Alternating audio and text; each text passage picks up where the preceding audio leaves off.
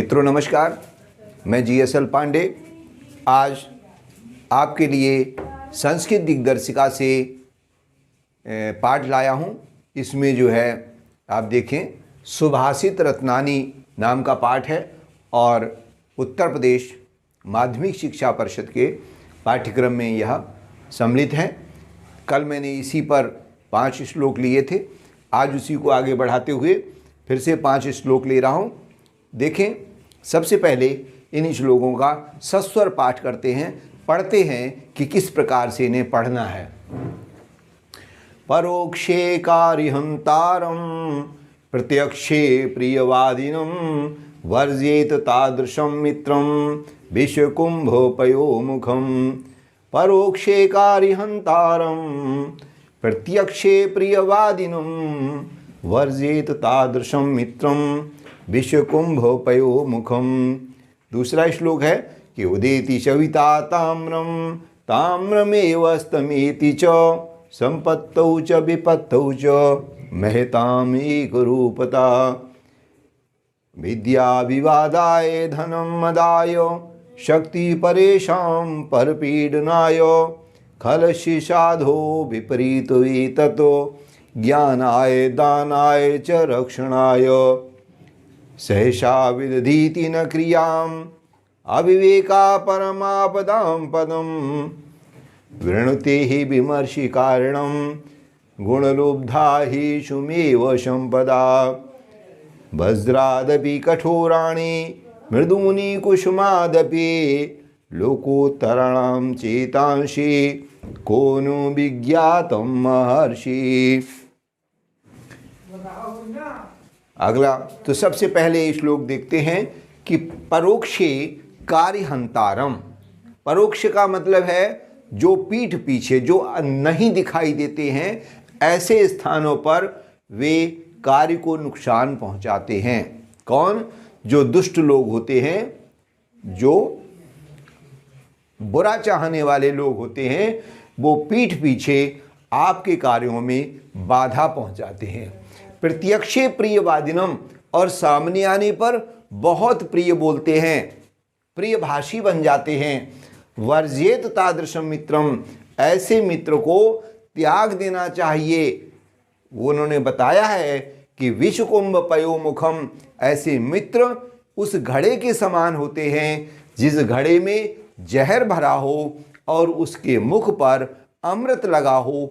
ऐसे घड़े के समान वे मित्र होते हैं, उन्हें त्याग देना चाहिए। दूसरा श्लोक देखते हैं। इसमें बताया गया है कि महापुरुषों को सुख और दुख में एक समान रहना चाहिए। इसी का देखते हैं अनुवाद किस प्रकार से उन्होंने किया है कि उदेति सविता ताम्रम। ताम्र का अर्थ यहाँ पर लाल है। सूरज निकलते समय, उदय होते समय लाल होता है।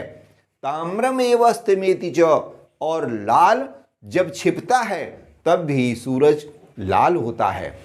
उसी प्रकार से संपत्ति में और विपत्ति में, मानी खुशहाली में और विपत्ति मानी दुखों में और सुखों में, ऐसा भी कह सकते हैं। महताम एक रूपता, महान पुरुष एक जैसे रहते हैं। जिस प्रकार से सूरज एक जैसा रहता है, उदय होता है तब भी लाल होता है, अस्त होता है तब भी लाल होता है, उसकी लालिमा दोनों परिस्थितियों में बनी रहती है। इसी प्रकार जो महान पुरुष होते हैं वे भी एक रूप रहते हैं, चाहे उन्हें संपत्ति प्राप्त हो जाए और चाहे जितनी भी विपत्ति उनको प्राप्त हो जाए। देखते हैं, ये बहुत इंपॉर्टेंट श्लोक हैं। पहला श्लोक जो अभी मैंने पढ़ाया था वो सन 12 में आया, 14 में आया, 17 में आया और 19 में आया। 4 बार ये आ चुका है अब तक। इसी प्रकार दूसरा श्लोक है 14, 16 और 20 में, ये 3 बार आ चुका है। और अगला श्लोक देखते हैं, तीसरा। विद्या विवादाय धनम मदाय शक्ति परेशान परपीडनाय। ये दुष्ट खलस्य, खलस्य का मतलब है दुष्ट। दुष्टों की विद्या विवाद के लिए होती है, झगड़े के लिए होती है। दुष्टों का धन मदाय अर्थात घमंड के लिए होता है। शक्ति परेशान परपीडनाय, और उनकी शक्ति दूसरों को पीड़ित करने के लिए होती है। ऐसे दुष्टों की प्रकृति रहती है। साधु विपरीत, सज्जन जो होते हैं उन दुष्टों से विपरीत होते हैं। किस प्रकार से उनका विद्या क्या करती है कि विद्या ज्ञान के लिए होती है और उनका धन दान के लिए होता है और उनकी शक्ति दूसरों के रक्षण के लिए होती है, दूसरों की रक्षा करते हैं वे। फिर से एक बार देख लें कि जो दुष्ट होते हैं उनकी विद्या विवाद के लिए होती है, उनका धन घमंड के लिए होता है और उनकी शक्ति दूसरों को कष्ट पहुंचाने के लिए होती है। लेकिन जो सज्जन व्यक्ति हैं वो दुष्टों से विपरीत होते हैं, उनकी विद्या ज्ञान के लिए होती है और उनका धन दान करने के लिए होता है और उनकी शक्ति दूसरों की रक्षा करने के लिए होती है। आगे चलते हैं। अगला श्लोक है कि सहसा विदिदीति न क्रियाम अविवेका परम आपदाम पदम।